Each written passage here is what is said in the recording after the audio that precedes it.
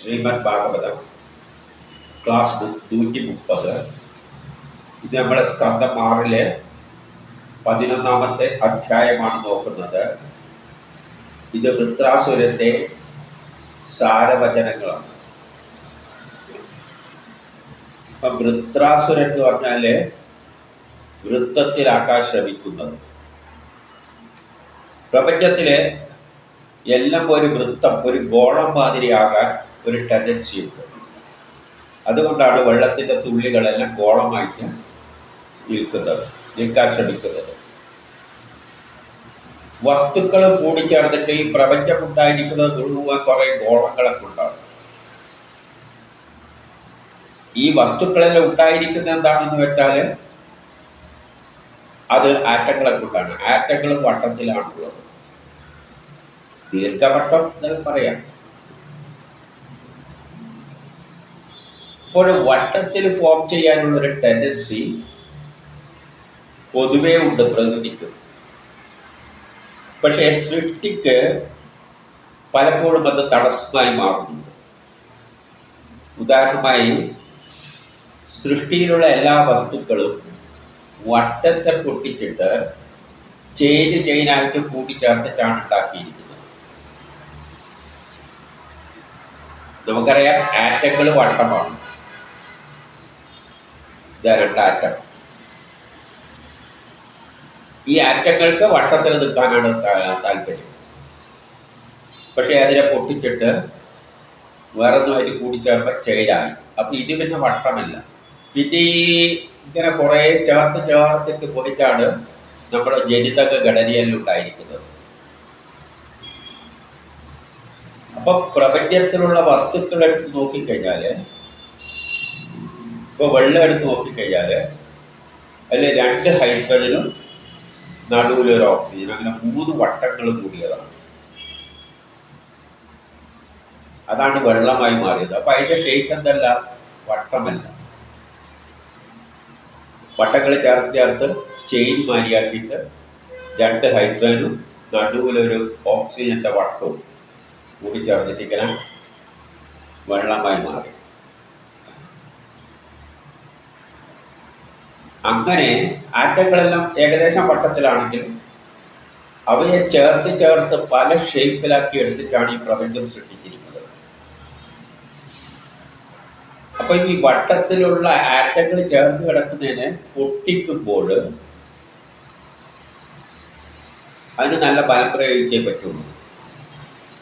കാരണം വെള്ളം H2O എന്ന് പറയുമ്പോൾ അതിലുള്ള ഓക്സിജനെ ഹൈഡ്രജനെല്ലാം പൊട്ടിച്ച് മാറ്റുക എന്ന് പറഞ്ഞാൽ അത്ര എളുപ്പമല്ല.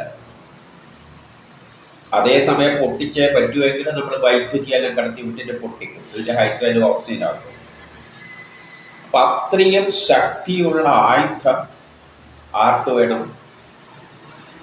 ഇതിൻ്റെ എല്ലാം പ്രവർത്തനങ്ങളെ ഏകോപിപ്പിക്കുന്ന ആ ശക്തി വിശേഷം, അതാണ് ഇന്ദ്രൻ. ഇന്ദ്രന്റെ കൈമലാണ് വജ്രായുധം. ഏറ്റവും ഹാർഡായ വസ്തു, ഏതിനെയും കുറിക്കാൻ പറ്റും. അതുകൊണ്ട് വജ്രമാണ് ഇന്ദ്രന്റെ ആയുധം എന്ന് പറഞ്ഞു. ഇപ്പൊ വൃത്രാസുരനെ പൊട്ടിച്ചിട്ടാണ് പല വസ്തുക്കളും നമ്മൾ ഉണ്ടാക്കുന്നത്. നമ്മളിപ്പോൾ ഹൈഡ്രജനും ഓക്സിജനും കൂടി ചേർത്തിട്ട് വെള്ളം ഉണ്ടാക്കണമെങ്കിൽ ഹൈഡ്രജൻ എന്ന് പറഞ്ഞാൽ 2 ആറ്റങ്ങൾ കൂടി ചേർന്നതാണ്. ഓക്സിജൻ എന്ന് പറഞ്ഞാൽ 2 എണ്ണം കൂടി ചേർന്ന് എങ്ങനെ ഓവും കൂടിയതാണ്. ആദ്യം വേവ് പൊട്ടിക്കണം. ഹൈഡ്രജന്റെ 2 എണ്ണത്തിനെ വേർപെടുത്തണം. ഓക്സിജന്റെ 2 എണ്ണത്തിനെ വേർപെടുത്തണം. ഇതിന്റെ 2 ഹൈഡ്രജനും ഓരോ ഓക്സിജനും കൂട്ടിച്ചേർത്തിട്ട് വേണം വെള്ളം ഉണ്ടാക്കാൻ.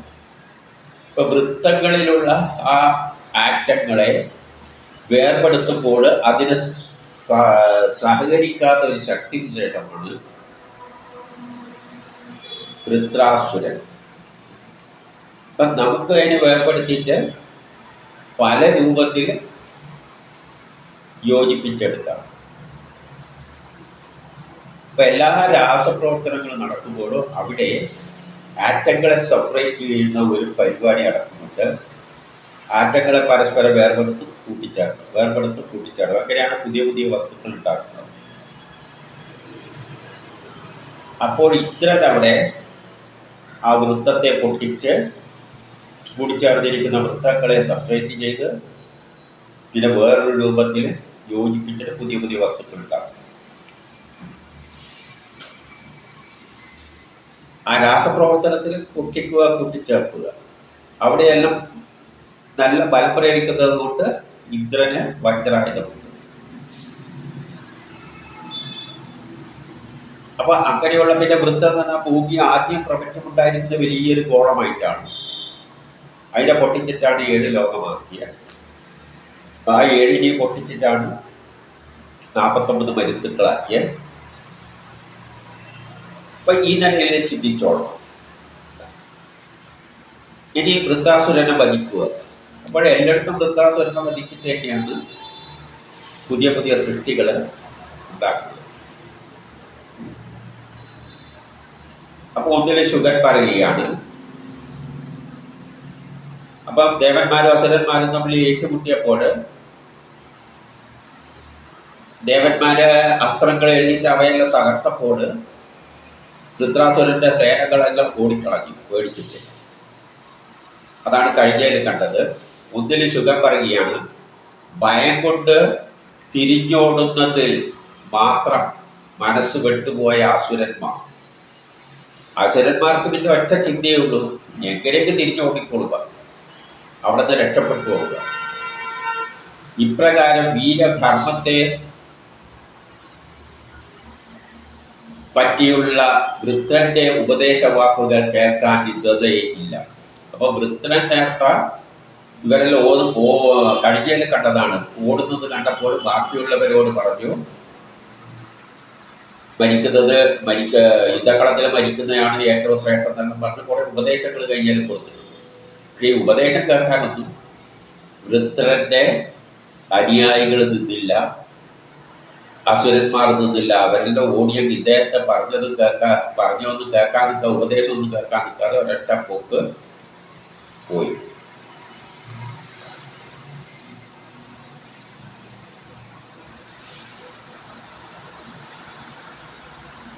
വൃത്രാസുരൻ 2-3 പറയുകയാണ്. എന്താണ് കണ്ടത്? ദേവന്മാര് അസുരന്മാരെയെല്ലാം ഭിന്നമായി ഓടുന്നത് കണ്ടു. അപ്പൊ വൃത്രാസുരൻ നോക്കുമ്പോൾ ദേവന്മാര് യുദ്ധം ചെയ്യുകയാണ്, അസുരന്മാർ പേടിച്ചിട്ട് ഭിന്നമായി 4 ഭാഗത്തേക്ക് ഓടുകയാണ്. അത് കണ്ടപ്പോൾ വൃത്രാസുരന് സങ്കടമുണ്ടായി. സഹികെട്ട് കോപം പൂത്ത വൃത്രാസുരൻ. അപ്പൊ അദ്ദേഹത്തിന് കണ്ടിട്ട് സങ്കടം ഉണ്ടായി. സഹികെട്ട് അദ്ദേഹത്തിന് കോപം പൂത്തു, ഭയങ്കര ദേഷ്യം വന്നു. തന്റെ കരുത്തിനാൽ ദേവന്മാരെ തടഞ്ഞു നിർത്തി. അപ്പൊ വൃത്താസുരൻ നേരിട്ട് ഇടപെട്ടിട്ട് ദേവന്മാരെ തടഞ്ഞു നിർത്തി. പിന്നെ അവരെ അധിക്ഷേപിച്ചുകൊണ്ട് പറഞ്ഞു. അധിക്ഷേപിച്ചുകൊണ്ട് അവരോട് പറയുകയാണ്. ഇനി അദ്ദേഹം പറയുന്ന ചില കാര്യങ്ങളാണ് ഇനിയുള്ള മന്ത്രങ്ങളിൽ. 4 പ്രാണരക്ഷാർത്ഥം ഓടിപ്പോകുന്നവരുടെ പിന്നാലെ ഓടിപ്പോയി അവരെ കൊല്ലുന്നതിന് എന്ത് നേട്ടമാണുള്ളത്? എൻ്റെ ശിഷ്യന്മാരായ അസുരന്മാര് പേടിച്ചിട്ട് പ്രാണരക്ഷാർത്ഥം ഓടി പോവുകയാണ്. അപ്പൊ ദേവന്മാർ അവരെ പിന്നാലെ പോയിട്ട് കൊല്ലുകയാണ്. അതിനെന്ത് നേട്ടമാണുള്ളത്? പെറ്റമ്മയുടെ മലം പോലെയുള്ള അവരെ, അതായത് അവരുടെ അമ്മമാർ വെച്ചിരിക്കുന്നത് മലത്തിന് സമാനമാണെന്ന് ഈ പേടിച്ച് ഓടുന്ന അദ്ദേഹത്തിൻ്റെ സൈനികരെ തന്നെയാണ് പറയുന്നത്. പെറ്റമ്മയുടെ മലമെന്ന് പറയുന്നത്. പെറ്റമ്മയുടെ മലം പോലെയുള്ള അവരെ കൊന്നിട്ട് എന്ത് പുണ്യ ലോകമാണ് നിങ്ങൾ പ്രാപ്തമാക്കാൻ പോകുന്നത്? പേടിച്ചോരുന്നവരെ കൊന്നിട്ട് അതൊരു ധീരതയൊന്നുമല്ല. അവർ തോട്ടോടി പിന്മാറുകയാണ്. പിന്നെ അവരെ കൊല്ലുന്നത് ഒരു ധീര പ്രവൃത്തിയൊന്നും അല്ല.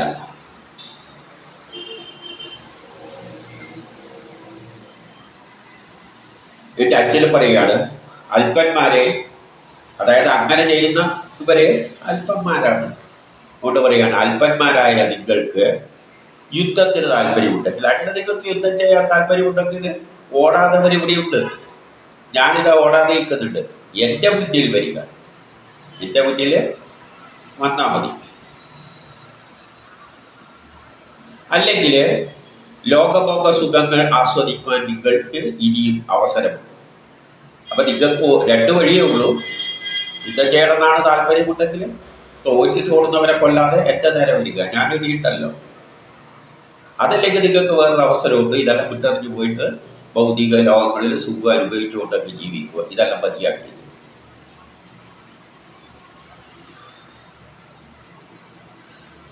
ഇപ്രകാരം പറഞ്ഞ ശേഷം ആ ബലശാലി അലറിക്കൊണ്ട് അവരെ ഭയപ്പെടുത്തി. ഇപ്രകാരം പറഞ്ഞിട്ട് അലറി അവരെ ഭയപ്പെടുത്താൻ വേണ്ടിയിട്ട്. ഇത് കണ്ട ലോകവാസികൾ നഷ്ടപ്രജ്ഞരായി ഭവിച്ചു. ആ അലർച്ചയെല്ലാം കേട്ടപ്പോൾ ലോകവാസികളെല്ലാം ഞെട്ടിദ്ധരിച്ചു, സ്തംഭിച്ചു നിന്നുപോയി.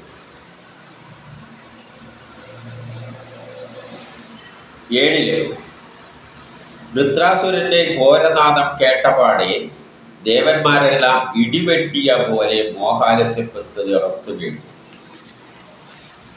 ഇതെല്ലാം ഇദ്ദേഹത്തിന്റെ ഈ ശബ്ദം കേട്ടപ്പോൾ ബാക്കി ദേവന്മാരെല്ലാം എന്തായിപ്പോയി? മോഹാലസ്യപ്പെട്ട് ഇടിമിന്നൽ വീണാൽ എങ്ങനെ ഇരിക്കും? അതുപോലെ ബോധം കെട്ട് വീണു. എന്നിട്ട് 8 പടക്കളത്തിൽ ഉയർത്തിപ്പിടിച്ച ശൂലവുമായി വൃത്രൻ ഭയവിഹ്വലമായി ഭയത്തോടുകൂടി ഇപ്പൊ പടക്കളത്തില് വൃത്രൻ നല്ല ശൂലം ഉയർത്തിപ്പിടിച്ച് നിൽക്കുകയാണ്. അപ്പം ദേവന്മാരെല്ലാം താഴെ മോഹാലസ്യപ്പെട്ട് വീണായി. ഇത് ഭയം പേടിച്ച ഭയത്തോടു കൂടി കണ്ടു ചിമ്മിക്കിടക്കുകയാണ്. ഭൂമിയിൽ വീണ് കിടക്കുന്ന അവരെ ആന പുല്ല് ചവിട്ടിയിട്ട് അരക്കുന്നത് പോലെ തൻ്റെ കാൽ കൊണ്ട് ചവിട്ടി അരച്ചു എന്നാണ് പറയുന്നത് ദേവന്മാരെ മുഴുവൻ. ആര്? വൃത്രാസുരൻ. 9 ഇത് കണ്ട് അരിശം മൂത്ത ഇന്ദ്രൻ തൻ്റെ നേരെ പാഞ്ഞെടുക്കുന്ന വൃത്രന്റെ നേരെ ഗതയെറിഞ്ഞു. അപ്പൊ ഇത് കണ്ടപ്പോൾ ഇന്ദ്രൻ അവിടെ നിന്ന് ചെയ്തു അരിശം പിടിക്കുമല്ലോ, തൻ്റെ ആൾക്കാരെല്ലാം ചവിട്ടി അരച്ചു കൊല്ലുമ്പോൾ. അപ്പൊ ഇന്ദ്രൻ എന്ത് ചെയ്യും? അപ്പോൾ ഇന്ദ്രന്റെ നേരെ ഇങ്ങനെ അയർത്തുകൊണ്ട് പിന്നെ ഇന്ദ്രന്റെ നേരെ ചെല്ലുകയാണ്. അപ്പൊ ഇന്ദ്രൻ എന്ത് ചെയ്തു? ഗതയെടുത്ത് എറിഞ്ഞു. പക്ഷെ ആ വൃത്രാസുരൻ എന്ത് ചെയ്തു? ആ ഗതയെ കളിക്ക് പിടിക്കുന്നത് മാതിരി ഇടത്തെ കൈകൊണ്ട് ആ ഗതയിൽ നിന്ന് പിടിച്ചെടുത്തു. തമാശക്ക് പിടിക്കുമല്ലോ, കളിയിൽ പിടിക്കുമല്ലോ, അതുവഴി അത്രയും നിസ്സാരമായിട്ട് ആ ഗത പിടിച്ചെടുത്തു. ഈ പറഞ്ഞതിൻ്റെ അർത്ഥം ആറ്റങ്ങളെയെല്ലാം വേർതിരിക്കുക എന്ന് പറയുന്നത് സാധാരണ ആയുധങ്ങൾ കൊണ്ടൊന്നും പറ്റില്ല. അത്രയും പ്രയാസപ്പെട്ട കാര്യങ്ങളാണ്. നമ്മുടെ ആറ്റങ്ങളെ വേർപെടുത്തുക എന്ന് പറയുമ്പോൾ ഹൈഡ്രനും ഇപ്പോൾ വെള്ളത്തിൻ്റെ, ഞാൻ പണ്ട് പറഞ്ഞ ഉദാഹരണമാണ്. വെള്ളം എന്ന് പറഞ്ഞാൽ 2 ഹൈഡ്രജനും 1 ഓക്സിജനും കൂടി ചേർക്കുകയാണ്. അതിനെ നമുക്ക് പൊട്ടിക്കാൻ പറ്റുമെങ്കിൽ, എളുപ്പത്തിൽ പൊട്ടിക്കാൻ പറ്റുമെങ്കിൽ ആ വെള്ളം ഹൈഡ്രജനും ഓക്സിജനും ആവും. ഹൈഡ്രജൻ ഓക്സിജൻ വാതകമാണ്. ജലം വാതകമാകുമ്പോൾ കുറേ സ്പേസ് വേണം. അപ്പോൾ ആ ശക്തി ഉപയോഗിച്ചിട്ട് നമുക്ക് എന്ത് ചെയ്യാം? കാറുകളെല്ലാം ഓടിക്കാം. വെള്ളം ഉപയോഗിച്ചിട്ട് കാർ ഓടിക്കാം. പെട്രോൾ കത്തുമ്പോൾ പെട്രോൾ ലിക്വിഡാണ്. കത്തുമ്പോൾ വായു ആകുമ്പോൾ സ്പേസ് വേണം. അപ്പാണ് പിസ്റ്റെണ്ണ തള്ളിയിട്ട് കാറിനെ ചെല്ലും. അതുവഴി വെള്ളം പെട്ടെന്ന് പൊട്ടിക്കാൻ പറ്റുമെങ്കിൽ, പക്ഷേ വെള്ളത്തെ പൊട്ടിക്കുക എന്ന് പറയുന്നത് അത്ര എളുപ്പമല്ല. അതുകൊണ്ടാണ് ഈ ഗത കൊണ്ടൊന്നും ആറ്റങ്ങളെ, തന്മാത്രകളെ വേർപെടുത്തുക അത്ര പലതും വളരെ പ്രയാസമാണ്. അതിനെ പൊട്ടിക്കെട്ടിക്കുമ്പോൾ അത്രയും ശക്തി വേണം. അതുകൊണ്ട് ഏതുപയോഗിച്ചാലേ പറ്റുള്ളൂ? വജ്രായുധം, അതായത് അത്രയും ശക്തി ഉപയോഗിച്ചാലേ പറ്റുകയുള്ളൂ. 10 പരാക്രമിയ വൃത്താസുരൻ കോപത്താൽ ഗർജിച്ചുകൊണ്ട് ആ ഗതയാൽ തന്നെ ഇന്ദ്രന്റെ ഐരാവതത്തിന്റെ മസ്തകത്തിൽ പ്രഹരിച്ചു. ഇന്ദ്രന്റെ ആനയുടെ മസ്തകത്തിൽ പ്രയോഗിച്ചു.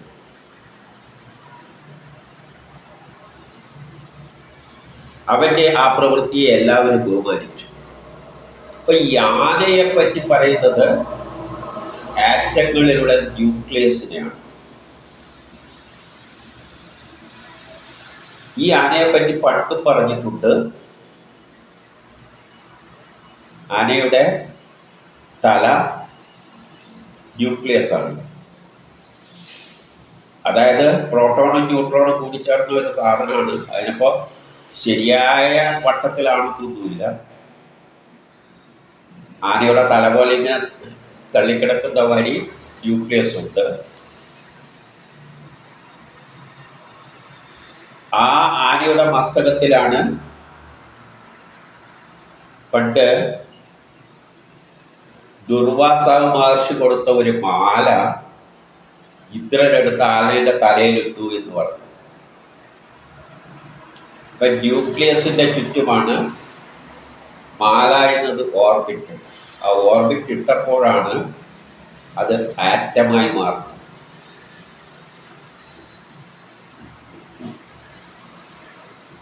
ആ ഒരു കഥ പണ്ട് വേർതിയിൽ പറയുന്നുണ്ട്. ആ കഥ വരുന്നിടത്ത് നമുക്കത് കാണാം. ആനയുടെ തല എന്ന് പറഞ്ഞ ന്യൂക്ലിയസും അതിൻ്റെ ചുറ്റം ഓർബിറ്റിലാണ് മാല. മാല ഇട്ടപ്പോഴാണ് അത് ആറ്റമാകുന്നത്. പക്ഷേ ആന അത് വലിച്ച് താഴത്തിടുന്നുണ്ട്. അതിൻ്റെ പിന്നിലൊരു സയൻസ് ഉണ്ട്. അങ്ങനെ അത് അവിടെ വെച്ചാൽ പോരാ. എങ്ങനെ വെക്കണം? ഒരു പ്രത്യേക തരത്തിൽ വെക്കണം, എന്നാലേ അത് അവിടെ നിൽക്കുകയുള്ളൂ. അതുകൊണ്ടാണ് പിന്നെ പാലാഴി മതനെല്ലാം നടത്തിയത്. അതിലിരിക്കട്ടെ, നമുക്ക് അതിലേക്കൊന്നും ഇപ്പോൾ പോകണം. ആ കെമിസ്ട്രിയിലേക്ക് പോകണം. ഞാനിവിടെ ഇത് പറഞ്ഞെന്താണെന്ന് വെച്ചാൽ ആറ്റത്തിൻ്റെ ന്യൂക്ലിയസ്. അപ്പം വേറൊരു ആറ്റവും കൊണ്ടാണ് ഇവയെ രണ്ട് ആറ്റങ്ങൾ കൂടി ചേർന്നിട്ടുണ്ടെങ്കിൽ ഇതുമായിട്ട് വേറൊരു ആറ്റം കൊണ്ട് ചേർത്തിട്ടാണ് ഇതിനെ വേർപെടുത്തിയിട്ട് മറ്റേനെ അടപ്പിക്കുന്നത്. അപ്പൊ ആ വേർപെടുത്തുന്ന മറ്റേതിനെയാണ് ഇന്ദ്രനായിട്ടാണ് ചിത്രീകരിക്കുന്നത്. ഇന്ദ്രൻ ആനപ്പുറത്ത് വരിക എന്ന് പറഞ്ഞാൽ വേറൊരു ന്യൂക്ലിയസ് വന്നു. ഇപ്പോൾ ഹൈഡ്രൈഡ് കൂടി ചേർന്ന H2. ഈ H2ൻ്റെ അടുത്ത് ഒരു ഓക്സിജൻ ആറ്റം, ഇന്ദ്രൻ്റെ ആ ആനയുടെ തല എന്ന് പറയുന്നത് ഓക്സിജൻ ആറ്റം. അതിൽ ഇന്ദ്രക്കേരി വന്നിട്ട് ഇത് രണ്ടിനെയും പൊട്ടിച്ചിട്ട് നടുവിൽ കൊണ്ടുപോയിട്ട് ആ ഓക്സിജൻ നിൽക്കും. അപ്പോഴാണ് H2O വെള്ളമായിട്ട് മാറുന്നത്. അപ്പം ഇന്ദ്രൻ്റെ ആറ്റവും കയറി വരികയാണ് ഏറ്റുമുട്ടാനായിട്ട്. അപ്പം ആദ്യം H2 ഇതിൻ്റെ ഇടയ്ക്കരി ഒരു ഓന പിടിപ്പിക്കണ്ടെങ്കിൽ ഇതിനെ പൊട്ടിച്ച് വേർപെടുത്തണം. അതിന് വജ്രായുധം പ്രയോഗിക്കണം. അപ്പം ഇന്ദ്രൻ വന്നപ്പോൾ വൃത്രാസുരൻ എന്ത് ചെയ്തു? അതിൻ്റെ മസ്തകത്തെ അടിച്ചു പിളർന്നു. അപ്പം H2 എന്ന് പറയുന്നതിലാണ് ആരുള്ളത്? അപ്പോൾ ഇത് രണ്ട് ഹൈഡ്രജൻ ആറ്റമാണെങ്കിൽ ഇതിനെ പൊട്ടിച്ചിട്ട് വേണം ഇന്ദ്രൻ്റെ ആനയുടെ തലയാവുന്ന ഓക്സിജൻ ആറ്റം ഇവിടെ ചേരാൻ. അപ്പോൾ ഈ രണ്ട് ഹൈഡ്രജൻ ആറ്റത്തിൽ ഇതിനെ പൊട്ടാൻ സഹായിക്കാതെ എതിർക്കുന്ന ശക്തിയാണ് വൃത്രാസുരൻ. അപ്പോൾ അത് മറ്റേതിനെ അറ്റാക്ക് ചെയ്യുകയാണ്, സമ്മതിക്കില്ല. അതിനെയാണ് ഇവിടെ എന്ത് പറഞ്ഞത്? 11 പറയുന്നു, വൃത്താസുരന്റെ ഗതപ്രയോഗത്താൽ ആനയുടെ എന്തു പറ്റി? മസ്തകം പിളർന്ന് മുഖം പിളർന്നു പോയി, ചോര ഒലിച്ചുകൊണ്ട്. പക്ഷെ ആന എന്ത് ചെയ്തു? ഇന്ദ്രനോടൊപ്പം കുറച്ചങ്ങോട്ട് അകന്നു മാറി. ഇത് 12 മഹാമനസ്കനായ വൃത്താസുരൻ അവശനായ ആ ശത്രുവിൻ്റെ നേരെ പിന്നെ ഗത പ്രയോഗിച്ചില്ല. അതായത് അവിടെ ഒരു ഏറ്റുമുട്ടൽ നടക്കുന്നുണ്ടെങ്കിലും യഥാർത്ഥത്തിൽ അവിടെ പിന്നെ കൂടിച്ചേരുന്നുണ്ട്.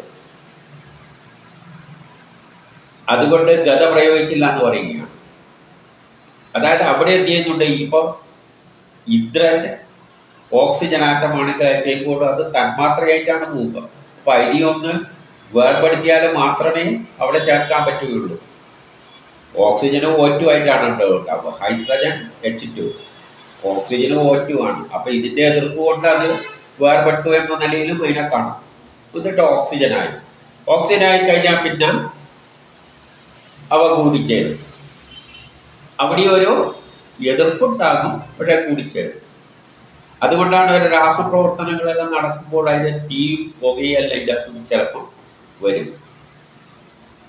എന്നിട്ട് അല്ലെ ബോംബെല്ലാം പൊട്ടുമ്പോഴെല്ലാം ഉള്ള രാസപ്രവർത്തനമാണ്, അവിടെ നിന്നാണ് തീ പുകയെല്ലാം വരുന്നത്.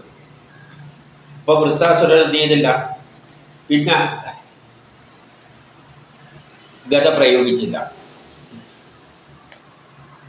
അപ്പൊ ഇന്ദ്രൻ എന്ത് ചെയ്തു, പിന്നെ തൻ്റെ കൈകളാൽ തന്നെ ഒന്ന് തടകിയെല്ലാം ഒന്ന് ശരിയാക്കി, പിന്നെ മുറിവേറ്റ ആ വാഹനത്തോടു കൂടി, അതായത് ആ മറ്റേ ആറ്റത്തോട് മുറിവേറ്റിട്ടുണ്ട്. കാരണം അത് ഓക്സിജനും O2 ആണ്. അത് പൊട്ടിക്കഴിഞ്ഞാൽ മുറിവേറ്റതിന് സമാനമാണ്. അതോടുകൂടി നിലകൊണ്ടു, അവിടെ നിന്നു. ഇനി 13 വൃത്രൻ തൻ്റെ സഹോദരനായ വിശ്വരൂപനെ വധിച്ചത്. അപ്പൊ ഇവനെ ഓർക്കുകയാണ്, എൻ്റെ സഹോദരനായ വിശ്വരൂപനെ വധിച്ചിട്ടുണ്ട്.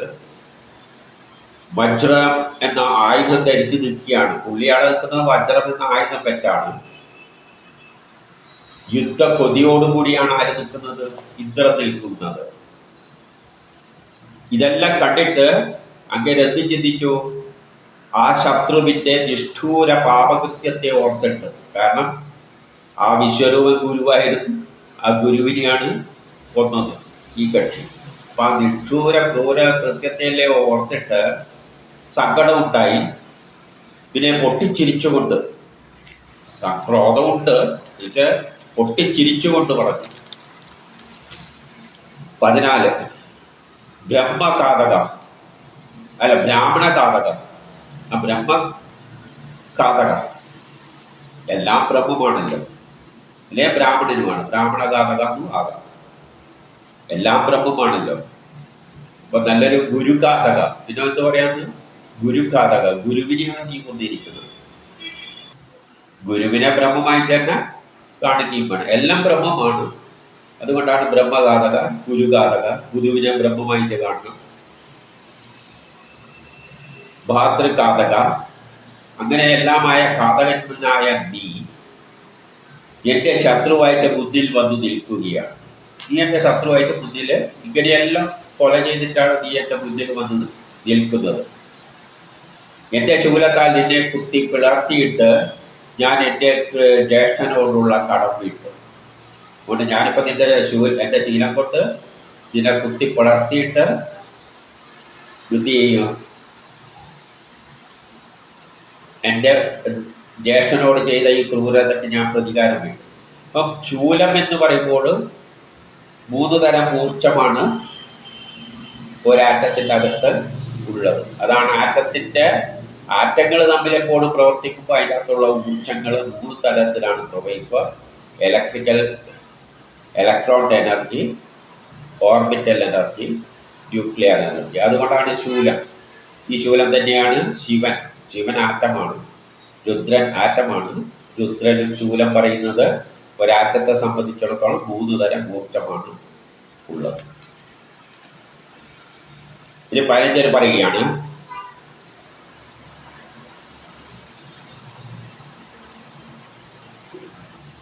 ആത്മജ്ഞാനിയും ബ്രാഹ്മണനും ഗുരുവും പാപരഹിതനുമായ എൻ്റെ ജ്യേഷ്ഠൻ്റെ ശിരസാണ് നീ ബലിമൃഗത്തിൻ്റെ പോലെ തല വെട്ടിയെടുത്തത്. ഇത് 16 പറയുകയാണ്, ലജ്ജയാലും നീ ലജ്ജിക്കണം. ഐശ്വര്യവും കീർത്തിയും ഭയവും നശിക്കും. നിന്റെ ഐശ്വര്യവും കീർത്തിയും എല്ലാം നിനക്ക് ദയ്യം നശിക്കും. നിന്റെ ഐശ്വര്യവും കീർത്തിയും ദയ്യം എല്ലാം നിനക്ക് നശിച്ചിരിക്കുകയാണ്. അതുകൊണ്ട് നീ ലജ്ജിക്കണം. നീ ചെയ്തിരിക്കുന്ന ഗുരുവിനെയാണ് കൊന്നിരിക്കുന്നത്. കുൽസിത മാർഗത്തിലൂടെ ഈ ചെയ്ത പ്രവൃത്തി കുൽസിത മാർഗത്തിലൂടെയാണ് ചെയ്തിരിക്കുന്നത്. യുദ്ധത്തിലൊന്നും അല്ല. നരഭോജികൾ പോലും ചെയ്യാൻ പഠിക്കുന്ന, മനുഷ്യരെ പിടിച്ച് എത്തുന്ന ജീവികൾ പോലും ഇത് ചെയ്യാൻ പഠിക്കും. പ്രവൃത്തി ചെയ്ത നിന്നെ എൻ്റെ ശൂലത്താൽ കുത്തിക്കീറി ആ ശരീരം അഗ്നിക്ക് പോലും നൽകാതെ, സാധാരണ എല്ലാവരും മരിച്ചാലും ദഹിപ്പിക്കലില്ല, എൻ്റെ ശരീരം അങ്ങനെ അഗ്നിക്കൊന്നും നൽകാറില്ല. ഞാൻ എന്ത് ചെയ്യും, വല്ല കഴുകന്മാർക്ക് കുത്തി വലിക്കാൻ ഇട്ടുകൊണ്ടു ഇതിനെ കൊന്നിട്ട്. ഇതിന്റെ പൈലകൾ പറയുകയാണ്, അപ്പോൾ വല്ല വിവരമില്ലാത്ത ആൾക്കാരും നിന്നെ സപ്പോർട്ട് ചെയ്ത് വന്നാൽ അവരുടെ നേർക്കും ഞാൻ എന്ത് ചെയ്യും, അവരുടെ എല്ലാം കഴുത്തറുത്തിട്ട് ഭൈരവ ഭൂതത്തിന് ബലി നൽകും. ഭൈരവന്മാരെന്ന് പറഞ്ഞാൽ ഭൂതങ്ങളുണ്ടല്ലോ, അവർക്ക് ബലി നൽകുന്ന മാതിരി നിന്നെ ഞാൻ മറ്റുള്ളവരെ എല്ലാം ബലി നൽകും. ഇനി 18 പറയണം, അതല്ല ഇതിൻ്റെ വജ്രായുധം കൊണ്ട് എന്നെ കൊല്ലുകയാണെങ്കിൽ, എൻ്റെ തല അറക്കുകയാണെങ്കിൽ, അങ്ങനെ എൻ്റെ ശരീരത്തെ ഞാൻ ആ ഭൂതഗണങ്ങൾക്ക് നൽകിയിട്ട് ഞാൻ എന്ത് ചെയ്യും, ധീരന്മാരുടെ പാദധൂളിയെ പ്രാപിച്ചുകൊള്ളാം. ധീരന്മാരുടെ മാർഗത്തിലൂടെ ബ്രഹ്മസാക്ഷാത്കാരം, ആ ഉന്നത സ്ഥാനം നേടിക്കൊള്ളാം.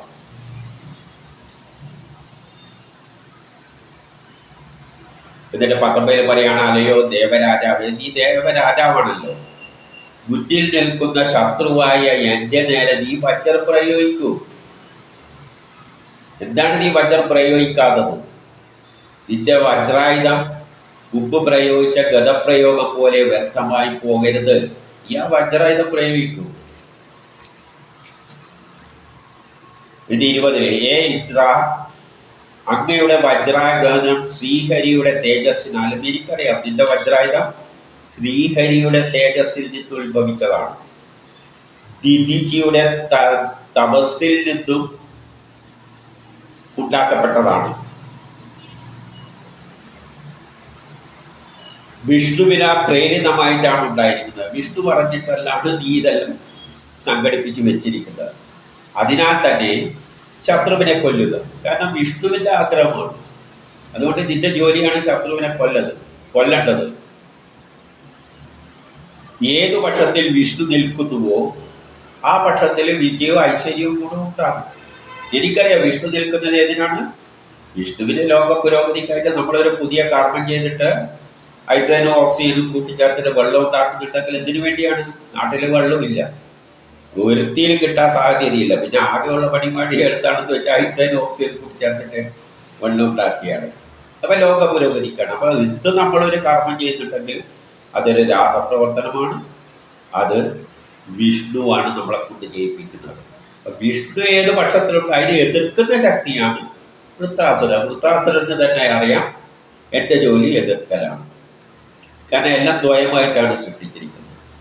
ഒരാൾ ലോക പുരോഗതിക്ക് ശ്രമിക്കുമ്പോൾ എതിർക്കാൻ ഒരു ശക്തിയെ ഉണ്ടാക്കിയിട്ടിട്ടുണ്ട് വിഷ്ണു. അപ്പം അതിൻ്റെ ജോലി എതിർക്കലാണ്. എന്തായാലും ജയിക്കുന്ന ആരായിരിക്കും? ലോകത്തെ മുന്നോട്ടേക്ക് നയിക്കുന്ന ശക്തികൾ തന്നെയായിരിക്കും. ലോകം പുരോഗതിച്ചു കൊണ്ടുപോവുകയാണ്. പക്ഷേ ഈ പുരോഗതിയെ തടുക്കുന്ന ഗോത്ര കാലഘട്ടത്തിലേക്ക് മനുഷ്യരെ വലിച്ചു കൊണ്ടുപോകുന്ന ഒരു വിഭാഗമുണ്ട്. യുദ്ധ പുരോഗതി ഉണ്ടാകുമ്പോഴും അതിനെ പാരവെച്ച് ഇല്ലാതാക്കുന്ന ഒരു വിഭാഗം ഉണ്ട്. അത് വിഷ്ണു സൃഷ്ടിച്ചത് തന്നെയാണ്. എല്ലാം ദ്വയമായിട്ടാണ്. പുരോഗതിക്ക് വേണ്ടി സൃഷ്ടിക്കുമ്പോൾ, രജോ ഗുണത്തിൽ ശ്രമിക്കുമ്പോൾ, ന്യൂട്ടന്റെ സെക്കൻഡ് ലോ പ്രകാരം ശ്രമിക്കുമ്പോൾ there is a reaction, ഒരു തമോ ഗുണമുണ്ട്, പിന്നോട്ടേക്ക് വലിക്കുന്നുണ്ട്. ആ കൂട്ടത്തിലാണ് വൃത്രാസുരൻ. അതുകൊണ്ട് വൃത്രാസുരൻ പറയുകയാണ്, വിഷ്ണു നിൽക്കുന്നത് നിന്റെ ഭാഗത്താണ്. അതുകൊണ്ട് എനിക്ക് നല്ലോണം അറിയാം നീയാണ് ജയിക്കാൻ പോകുന്നത്, ഐശ്വര്യം നേടാൻ പോകുന്നത്, ഗുണം ലഭിക്കാൻ പോകുന്നത്. അതുകൊണ്ട് നീ വേറെ തന്നെ എന്നെ കൊല്ല്. ഇത് 21 പറയുകയാണ്, ഭഗവാൻ സംഘർഷണമൂർത്തി അനുഗ്രഹിച്ച പ്രകാരം. പണ്ട് ഭഗവാൻ സംഘർഷണമൂർത്തി വന്നിട്ട് കുറെ ബ്രഹ്മസാക്ഷാത്കാരത്തിനുള്ള വഴി പറഞ്ഞു കൊടുത്തിട്ടില്ലേ? അതുപോലെ ഞാൻ എന്ത് ചെയ്തോളാം, അങ്ങയുടെ തൃക്കാല മണ്ഡലത്തിൽ ചിത്തത്തെ അർപ്പിച്ചുകൊണ്ട്, അതായത് അർജുനന്റെ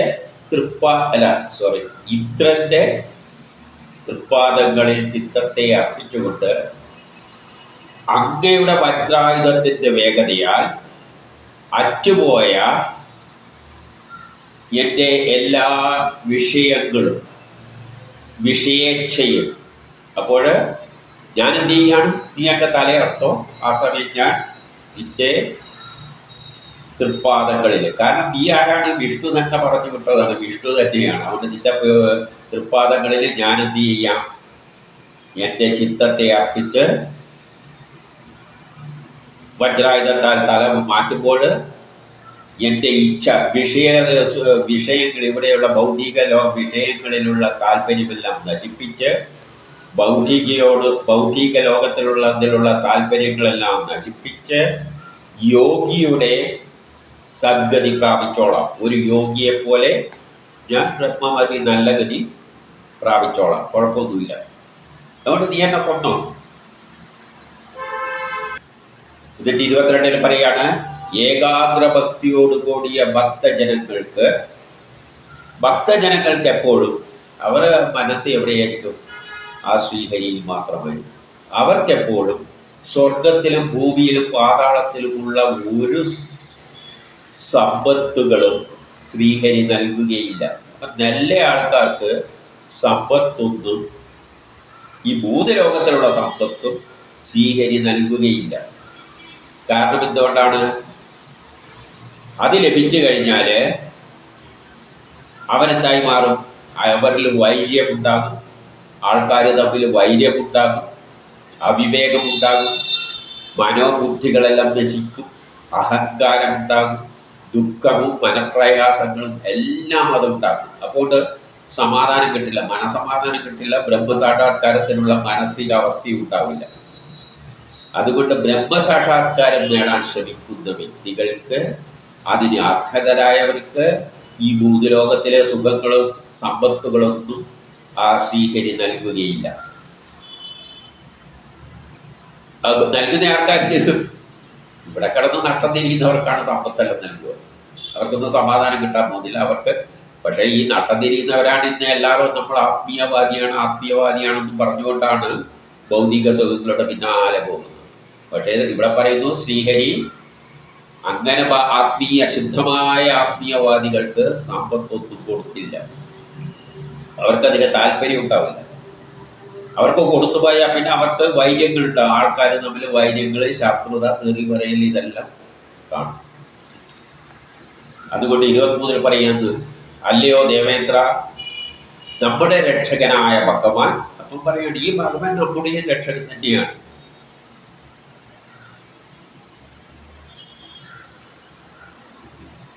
ഏകാഗ്രമായ ഭാവനയോടെ ഭജിക്കുന്ന ജീവിക്ക്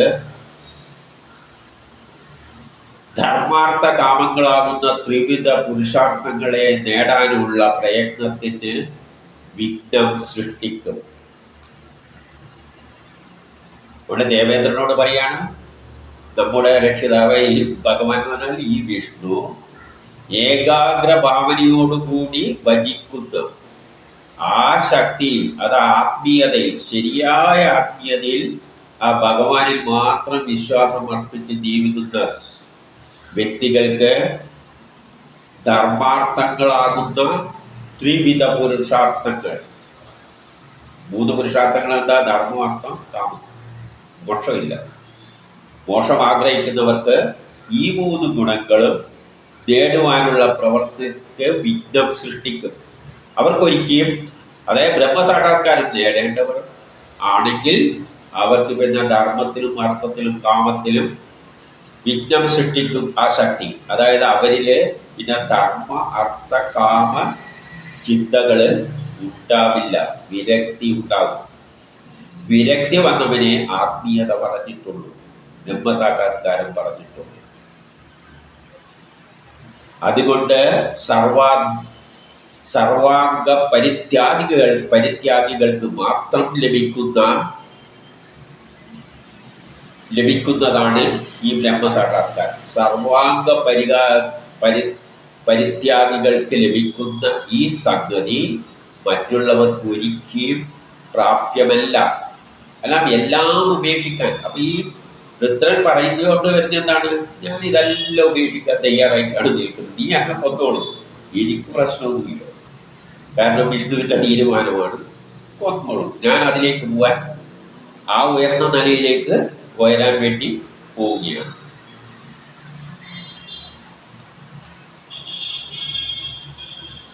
ഇരുപത്തിനാല്, സംസാര ദുഃഖം ഇല്ലാതാക്കുന്ന സർവേശ്വരൻ.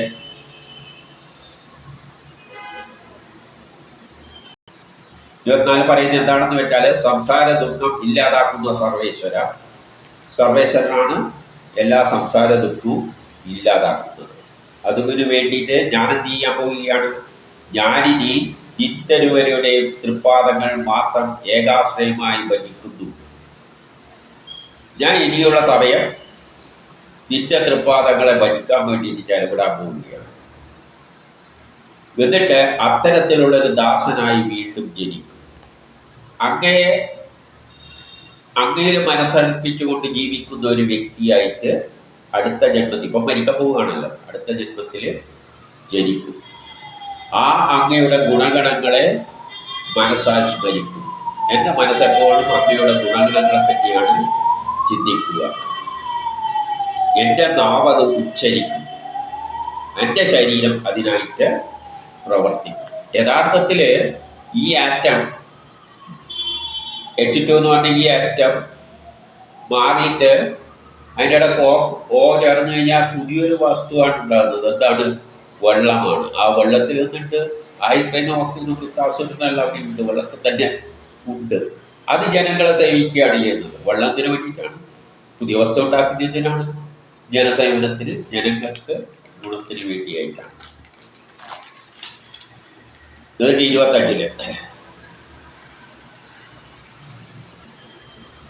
25 പറയുകയാണ്, സമസ്ത സൗഭാഗ്യനിധി, എല്ലാ സൗഭാഗ്യങ്ങളുടെയും അടിസ്ഥാനമായ അങ്ങയോട് എന്ന് അങ്ങയെ വിളിച്ചിട്ട് പറയുകയാണ്, നിത്യരുവടിയുടെ പാദം വിട്ട് സ്വർഗീയ സുഖങ്ങൾ ഞാൻ ആഗ്രഹിക്കുന്നില്ല. എനിക്ക് വേറെ സ്വർഗീയ സുഖങ്ങളൊന്നും താല്പര്യമൊന്നുമില്ല. ഇനിയോ ബ്രഹ്മാവിൻ്റെ സ്ഥാനവും ആഗ്രഹിക്കുന്നില്ല. എനിക്ക് ഈ ബ്രഹ്മാവിൻ്റെ സ്ഥാനം വേണമെന്നുള്ള ആഗ്രഹമൊന്നും ഇല്ല. അധോലോകത്തിലെ ആധിപത്യവും ഞാൻ ആഗ്രഹിക്കുന്നില്ല. യോഗസിദ്ധിയോ പുനർജന്മമില്ലായ്മയോ ഞാൻ ആഗ്രഹിക്കുന്നില്ല. യോഗ സിദ്ധിയോ എനിക്ക് വേണ്ട, പുനർജന്മമില്ലായ്മയോ എനിക്ക് ആവശ്യം. എനിക്ക് പുനർജന്മമില്ലാത്ത അവസ്ഥയും വേണ്ട. കാരണം ഇത് പുനർജനിക്കുകയാണ്. ഈ ആറ്റങ്ങൾ രാസപ്രവർത്തനത്തിലൂടെ പുതിയ വസ്തുക്കളായിട്ട് പുനർജനിക്കുകയാണ്. ആ ശ്രീഹരിക്ക് വേണ്ടിയാണത്. ഭൗതിക ലോകത്തിൽ തന്നെ ഈ ആറ്റങ്ങൾ പല ഓരോ കാലം കഴിയുമ്പോൾ പല വസ്തുക്കളായിട്ട് മാറും. ഈ വെള്ളം ഉപയോഗിച്ചുകൊണ്ട് പിന്നെ നമ്മൾ വേറൊരു രാസപ്രവർത്തനം നടത്തിയിട്ട് ആ വെള്ളത്തിലുള്ള ഹൈഡ്രജനെ വേറൊന്നാക്കി മാറ്റും. ഇങ്ങനെ ഇത് ലോകത്തിൽ ഇങ്ങനെ കറങ്ങിക്കൊണ്ട്, ആരെ സേവിച്ചുകൊണ്ട്? ശ്രീഹരിയെ സേവിച്ചുകൊണ്ട്. അപ്പോൾ ഇവിടെ വൃത്രൻ നശിച്ചാലും അത് പിന്നെയും ഇതേപോലെ തന്നെ ഈ എല്ലാ ഓർമ്മിക്കലും കിടന്ന് എതിർക്കും, പിന്നീട് അങ്ങനെ പോയിക്കൊണ്ടിരിക്കും. ആരുടെ താല്പര്യത്തിന് വേണ്ടി? അതെല്ലാം ശ്രീഹരിയുടെ ആഗ്രഹപ്രകാരം തന്നെയാണ് നടക്കുന്നത്. അതുകൊണ്ട് എനിക്ക് പുനർജന്മമില്ലാത്ത അവസ്ഥ വേണ്ട. അതായത് അത് ഈ വൃത്തം നശിച്ചാൽ അത് പോവില്ല. വൃത്തം നശിച്ചാൽ പിന്നെയും ആ ജലത്തിൽ, പിന്നെ വേദങ്ങളിൽ കാണാം, വൃത്തം നശിച്ചിട്ട് ജലത്തിൻ്റെ കൂടെ അങ്ങ് സഞ്ചരിച്ചു, ജലത്തിൽ പോയി. പിന്നെ വേറൊരു എന്തെങ്കിലും പ്രവർത്തനം നടക്കുമ്പോഴാണ് ഈ വൃത്തം കയറിയിട്ട് അവിടെ മുട്ടി വരിക, എതിർപ്പുമായിരിക്കും. അതിന് ഒരു മാറ്റം വരും. ആ വെള്ളത്തെ വേറൊന്നായിട്ട് മാറ്റാൻ ശ്രമിക്കുമ്പോൾ ആദ്യം അത് കയറി വരും. അതുകൊണ്ട് 26, അല്ലയോ താമരക്കണ്ണ, ചിറക് മുടക്കാത്ത പറവക്കുഞ്ഞുങ്ങൾ തള്ളപ്പക്ഷി എന്ന പോലെ, ചിറക് മുടക്കാതെ പക്ഷികളുണ്ടല്ലോ, അത് തള്ളപ്പക്ഷീനെയാണ് ആശ്രയിക്കുക. വിശങ്ങുന്ന പൈക്കിടാങ്ങൾ മുലപ്പാലിനെ ആശ്രയിക്കുന്ന പോലെ, കാമത്തിൽപ്പെട്ടുണരുന്ന സ്ത്രീകൾ ദൂരെയുള്ള പ്രിയതമനെ എന്ന പോലെ എൻ്റെ മനസ്സ് നിത്യരുവടിയെ കാണാൻ കൊതിക്കുകയാണ്. അപ്പൊ ഇവിടെ വൃത്രാസുരന് വേറെ എതിർപ്പൊന്നുമില്ല. ഇവിടെ ഒരു രാസപ്രവർത്തനം നടക്കുന്നു, ഞാൻ അതൊരു വേറെ വസ്തുവായി തീർന്നു, ഒരു എതിർപ്പുണ്ടാക്കണം. അതവൻ്റെ ജോലിയാണ്, അതവനെ ചെയ്തു വെക്കുന്നു. വിഷ്ണു തീരുമാനിക്കുന്ന പോലെ തന്നെയാണ് കാര്യങ്ങൾ നടക്കുക. അപ്പൊ അതിലൂടെ ചില സന്ദേശങ്ങൾ നമുക്ക് തിരിക്കുന്നുണ്ട്. അതെന്താണെന്ന് വെച്ചാൽ 27 സ്വന്തം പ്രാരബ്ധ കർമ്മങ്ങളാൽ സംസാര ചക്രത്തിൽ കറത്തിക്കൊണ്ടിരിക്കുന്ന എനിക്ക്, അതായത് നമ്മളെല്ലാം പ്രാരബ്ധ കർമ്മങ്ങളാണ്. നമ്മൾക്ക് ജനിക്കുന്നത് കുറേ കർമ്മങ്ങൾ ചെയ്തു കൊടുക്കാനാണ്, നമ്മളെ കൊണ്ട് ജോലി ചെയ്യിപ്പിക്കാനാണ് ജനിപ്പിക്കുന്നത്. അതാണ് പ്രാരബ്ധ കർമ്മങ്ങൾ. നമ്മൾ ജനിക്കുമ്പോൾ കുറേ കർമ്മമുണ്ട് അവിടെ, തീരുമ്പന്തയിലും തേടാൻ വേണ്ടിയിട്ട് വെച്ചിരിക്കുന്ന കർമ്മങ്ങൾ ഓരോന്നായിട്ട് തന്നുകൊണ്ടിരിക്കും. ഓരോ ആഗ്രഹം ഉണ്ടാക്കും, ഇതിന് അതിൻ്റെ പിന്നാലെ ഒഴിക്കും. അപ്പൊ അതുപോലെ തന്നെയാണ് ഈ വൃത്താസുരന്റെ അവസ്ഥ. സ്വന്തം പ്രാരബ്ധ കർമ്മങ്ങളാൽ സംസാര ചക്രത്തിൽ കറങ്ങിക്കൊണ്ടിരിക്കുന്ന എനിക്ക്, ഇത് ഭൗതിക ലോകത്തിലെ കാര്യമാണ്, അല്ലാതെ ആത്മീയതയൊന്നുമല്ല. നിത്തിരുവടിയുടെ ഭക്തജനങ്ങളിൽ സൗഹൃദം സംഭവിക്കണം. എനിക്കൊരാഗ്രഹമുള്ളൂ, നിന്നെ വിശ്വസിക്കുന്ന ജനങ്ങളെ സേവിക്കാൻ എനിക്ക് പറ്റണം. ഇവിടെ ഇന്ദ്രനെ സേവിക്കുന്ന ജനം ഏതാണ്? ഇന്ദ്രനല്ല, ഈ ശ്രീഹരിയെ സേവിക്കുന്ന ഭക്തനാരാണ്? ഇന്ദ്രനാണ്. ആ ശ്രീഹരിക്ക് വേണ്ടിയാണ് ഇന്ദ്രൻ ഇതെല്ലാം ചെയ്യുന്നത്. അപ്പൊ അങ്ങനെയുള്ള ആൾക്കാരുടെ സേവനം ലഭിക്കാൻ എനിക്ക് സംസർഗം ഉണ്ടാക്കാനുള്ള അവസരം എനിക്ക് ഉണ്ടാക്കി തരണം, അതേ എൻ്റെ ആഗ്രഹമുള്ളൂ. പിന്നെയോ നിത്തിരുവരയുടെ മായയാൽ ഉണ്ടാകുന്ന ഭാര്യാപുത്രൻ, ഭവനം, സ്വത്ത് എന്നീ ചിന്തകൾ എന്നിവയിലുള്ള ആസക്തി നിത്യമായാലാണ് എന്നിൽ എന്തുണ്ടാകുന്നത്? ഭാര്യ, പുത്രൻ, വീട്, ജോലി, ഇങ്ങനെയെല്ലാമുള്ള താല്പര്യ ആഗ്രഹങ്ങൾ ഉണ്ടാകുന്ന ആസക്തി എന്ത് വേണം? ഭാവിയിൽ എനിക്ക് ഉണ്ടാകരുത്. അതായത് ഇനി ജനിക്കുമ്പോൾ എനിക്ക് ഭാര്യയും വേണ്ട, മക്കളും വേണ്ട, ആ ഒരു ആഗ്രഹമേ, വസ്തുവും വേണ്ട, സ്വത്തും വേണ്ട, ഒരാഗ്രഹം ഉണ്ടാക്കരുത് എന്ന ഒരു കാര്യം മാത്രമേ ആര് പറയുന്നുള്ളൂ? വൃത്രാസുരൻ ഇവിടെ ശ്രീഹരിയോട് ആവശ്യപ്പെടുന്നുള്ളൂ. അവൻ മരിക്കാൻ തീരുമാനിച്ച്. പക്ഷെ ഇനി ഈ ഭാര്യ, ഇതെല്ലാം നിന്റെ മായയാണ്, ഭാര്യയും കുടുംബങ്ങളും എല്ലായിട്ട് പോകുന്നത്. അടുത്ത ജന്മത്തിലെങ്കിലും ഈ ഒരു ചിന്ത എന്നിൽ നിന്നൊക്കെ മാറ്റിത്തരണമെന്നാണ് പറയുന്നത്. അതായത് എല്ലാം ആ ശ്രീഹരി തീരുമാനിച്ച മാതിരിയാണ് ഇവിടെ നടക്കുന്നത്, അതേ നടക്കുകയുള്ളൂ എന്നൊരാശയമാണ് ഇതിലൂടെ. പിന്നെ കുറച്ച് രസതന്ത്രത്തിലെ ചില കാര്യങ്ങളും എല്ലാം ചേർത്ത് വെച്ച് ഒടിപ്പും തൊക്കലും വെച്ച് പറഞ്ഞതാണ് ഇത്.